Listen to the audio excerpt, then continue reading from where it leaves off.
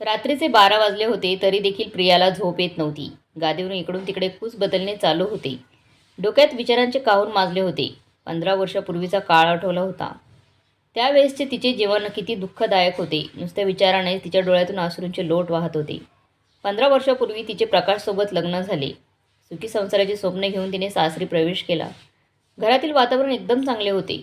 सासू सासरे, एक नणंद जीव लावीत असे तिला. नणंद तर तिची मैत्रीणच होती. नेहमी वहिनी वहिनी म्हणून मागे फिरायची. तिच्यापेक्षा 2च वर्षांनी लहान होती. सासूबाई पण तिला स्वयंपाकात मदत करत असत. जे येत नाही ते अगदी प्रेमाने आईसारखे शिकवत असत.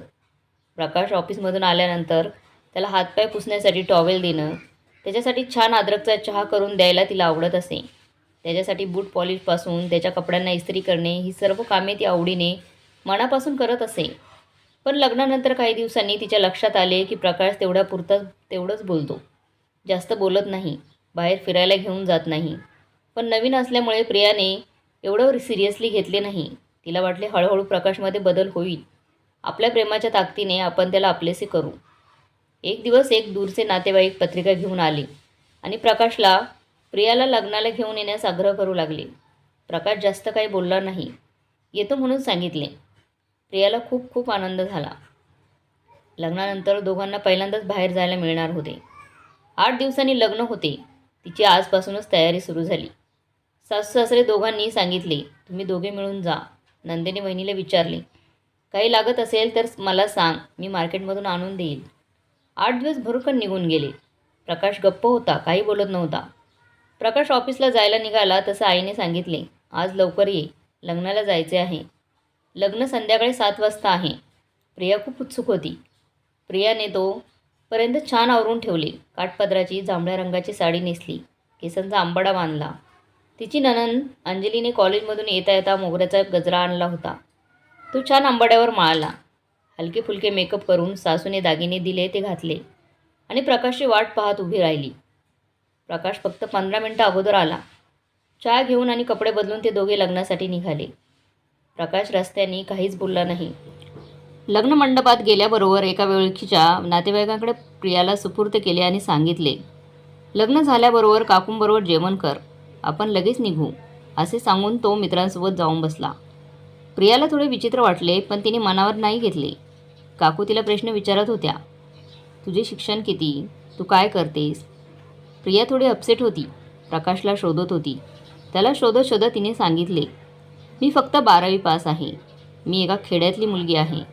शिक्षणाची सोय नव्हती आणि आईवडील बाहेरगावी शिकण्यासाठी परवानगी देत नव्हते. म्हणून कशी तरी 12वीपर्यंतच शिकले. काकूने तिला खूप प्रश्न विचारले, पण तिला इंटरेस्ट नव्हता. तरी देखील ती बोलत होती, पण लक्ष अजिबात नव्हते. एकदाचे लग्न झाले, जेवणही झाली, तरी प्रकाशचा पत्ता नव्हता.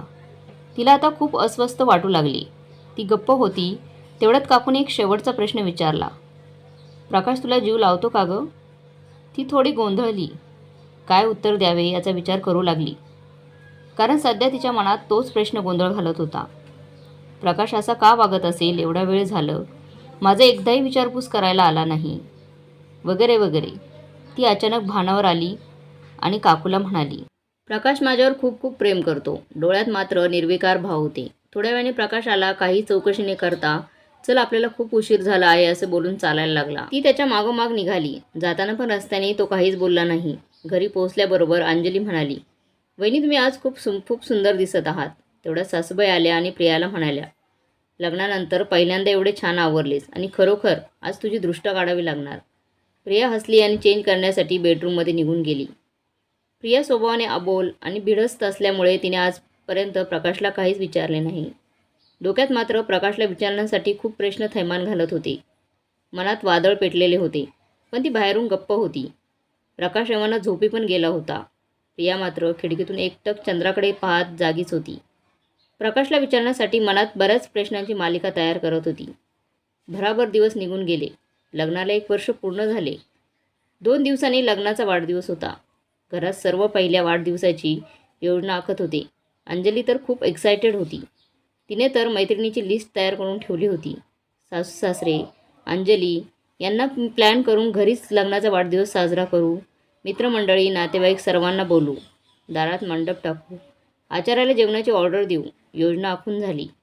संध्याकाळी प्रकाश आल्यावर चहापाणी झाले की सर्वांनी विषय काढला.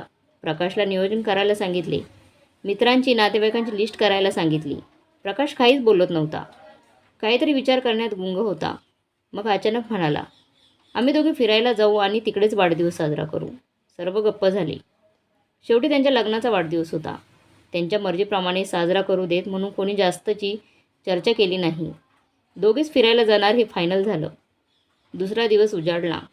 प्रकाशने सुट्टी घेतली होती. प्रियाला घेऊन तो जवळच कोल्हापूरला महालक्ष्मी दर्शनासाठी आला. दोघांनी महालक्ष्मीचं दर्शन घेतलं. दुपारी पंचतारांकित हॉटेलमध्ये जेवण केलं. त्यानंतर शाहू पॅलेस पाहण्यासाठी गेले. दोघांमध्ये जेमतेम संवाद होता. कामापुरते बोलणे चालू होते. प्रियाला अजिबात करमत नव्हते. सर्व काही भावनाशून्य होते. तिला मनातल्या मनात गुदमरत होते. प्रकाश बळजबरीने वाढदिवस साजरा करीत आहे असा भास होत होता. आता तिच्या भावनांना तिला मोकळे करायचे होते. आज तिला प्रकाशकडून बऱ्याच प्रश्नांची उत्तरे मागायची होती. तिने मनात पक्का निर्धार केला होता. 1 वर्षापासून होणारा मनाचा कोंडमारा तिला आता असह्य होत होता. प्रकाश पण अबोल होता. त्याच्या पण मनात काहीतरी चालले होते. त्याचे पण अजिबात लक्ष नव्हते. अर्धच शाहू पॅलेस पाहिल्यानंतर प्रिया म्हणाली, मी खूप थकले आहे. आपण लॉजवर वापस जाऊयात. प्रकाशला पण कंटाळा आला होता. दोघे पण लगेचच लॉजवर परत आले. प्रियाने मात्र ठरवले होते की आज काहीही हो, मनातील सर्व प्रश्न विचारायचे. असे ठरवून सर्व धैर्य एकवटून तिने प्रकाशला बोलायला सुरुवात केली. मला काही विचारायचं आहे. मी काही बोलू का? प्रकाश म्हणाला, मला तुला काही सांगायचे आहे. त्यासाठीच तर तुला मी बाहेर फिरायला घेऊन आलो. नंतर तू बोल. मला अगोदर तुला काही सांगायचे आहे. प्रिया गप्प बसली. पुढे प्रकाश म्हणाला, राग येऊ देऊ नकोस. मी तुला आज सत्य सांगणार आहे. यावर तुला जे बोलायचे ते नंतर बोल. माझ्या आईवडिलांनी बळजबरी तुझ्यासोबत लग्न ठरवले. तू सावळ्या रंगाची, कमी शिकलेली, राहणीमान साधारण, मला तू पसंत नसताना देखील आईवडिलांसाठी मी लग्न केले. आईला तू आवडायचीस, खूप संस्कारी म्हणून. आई नेहमीच तुझे गोडवे गायची. त्यांच्या शब्दासाठी त्यांना दुखवू नये म्हणून मी तुझ्याशी लग्न केले. पण माझ्या ऑफिसमधल्या एका मुलीवर प्रेम आहे. ती मला पहिल्यापासून आवडते. पण आईवडिलांना ती आवडत नाही. तिचे राहणीमान आवडत नाही. म्हणून त्यांनी आमच्या लग्नाला नकार दिला. घरात बरेच दिवस कोणी कोणाला बोलत नव्हते. शेवटी मी तुझ्यासोबत लग्न करायचा निर्णय घेतला. मी तुला तू आज जशी आहेस तशीच ठेवेल. माझ्याकडून जास्तीची अपेक्षा करू नकोस. यावर तुला काय निर्णय घ्यायचा तो घे. मला मान्य असेल. प्रियाच्या पायाखालची जमीनच सरकली. तिच्या डोळ्यासमोर अंधाऱ्या आल्या. तिला काय होते ते कळत नव्हतं. तिच्या मनात आता कोणतेच प्रश्न नव्हते. न विचारता सर्व प्रश्नांची उत्तरे मिळाली होती. तिला आता लगेचच जीवनयात्रा संपवावी असे वाटत होते. ती थोडा वेळ निशब्द झाली. प्रकाशच्या हे लक्षात आले. त्याने तिला पाणी आणून दिलं. तू थोडा वेळ विचार कर असे म्हणून बाहेर गॅलरीत जाऊन बसला. अचानक 4चा अलार्म वाजला आणि प्रिया तंद्रीतून बाहेर आली. तिला हे सर्व 15 वर्षापूर्वी घडलेला प्रसंग जशाचा तसा आठवण्याचे कारण म्हणजे अचानक काल तिची आणि प्रकाशची झालेली भेट. तब्बल 15 वर्षानंतर दोघे रस्त्यात भेटले होते. प्रियाने ओळखले हा प्रकाशच आहे. त्याच्यात फारसा बदल झाला नव्हता. पण प्रकाशला ओळखायला थोडा वेळ लागला. दोघे पण घाईत होते. प्रकाशची मीटिंग होती आणि प्रियाची पण एका कंपनीत मालकासोबत अपॉइंटमेंट होती. प्रकाशने दुसऱ्या दिवशी भेटण्याची इच्छा व्यक्त केली आणि नक्की भेटण्याचे प्रॉमिस घेतले. प्रियाची इच्छा नव्हती तरी देखील एक वेळ भेटायला काय हरकत आहे, म्हणून तिने भेटण्यासाठी होकार दिला. प्रियाने 15 वर्षापूर्वीच प्रकाशला सोडून दिले होते. लग्नाचा वाढदिवस ही त्यांची शेवटची भेट होती. प्रियाने जिद्दीने ड्रेस डिझायनरचा कोर्स पूर्ण केला होता. प्रिया आता एक प्रसिद्ध ड्रेस डिझायनर होती. कारण प्रियाला आता कुठे जगण्याचा अर्थ समजला होता. दर्द सबके एक से है, मगर हौसले सबके अलग अलग है. कोई हताश होकर बिखर जाता है तो कोई संघर्ष करके निखर जाता है. जैसे प्रिया निखर गई थी. दुसऱ्या दिवशी दोघे एका नामांकित हॉटेलमध्ये भेटले. प्रकाश तिच्याकडे एकटक पाहतच होता. तिच्यात आता खूप बदल झाला होता. केस कट केले होते आणि मोकळे सोडले होते. जीन्स, पॅन्ट आणि टॉप घातला होता तिने. रंग पण बऱ्यापैकी उजळला होता. हलकेसे मेकअप केले होते तिने. खूप सुंदर दिसत होती. तिचे मॉडर्न रूप प्रकाशला आकर्षित करीत होते.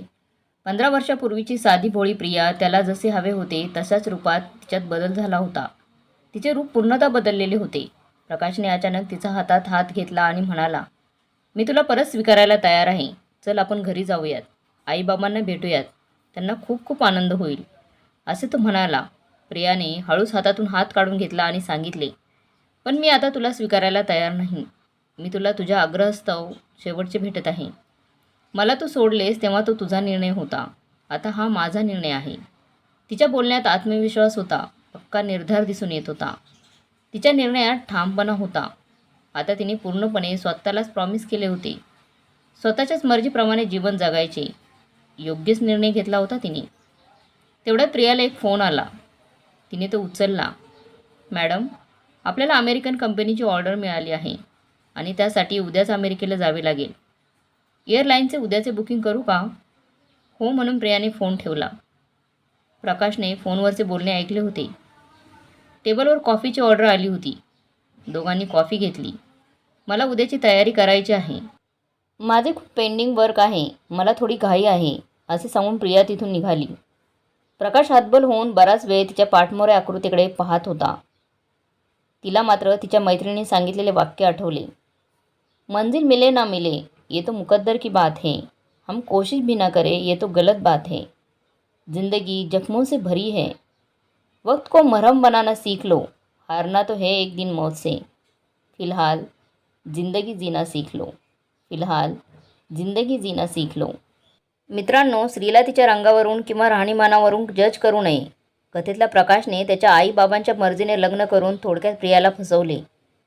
तिच्या मनाचा एकदाही विचार केला नाही. पण प्रियाला ज्या कारणामुळे प्रकाशने सोडले, तेव्हा तिच्यातील स्त्री जागी झाली आणि तिने मनात जिद्द ठेवून जीवनात सर्वच बाबतीत यशस्वी होऊन दाखवलं. मित्रांनो, तुम्हाला ही कथा कशी वाटली कमेंट बॉक्समध्ये नक्की कळवा. व्हिडिओ चांगला वाटला तर लाईक, शेअर, सबस्क्राईब नक्की करा.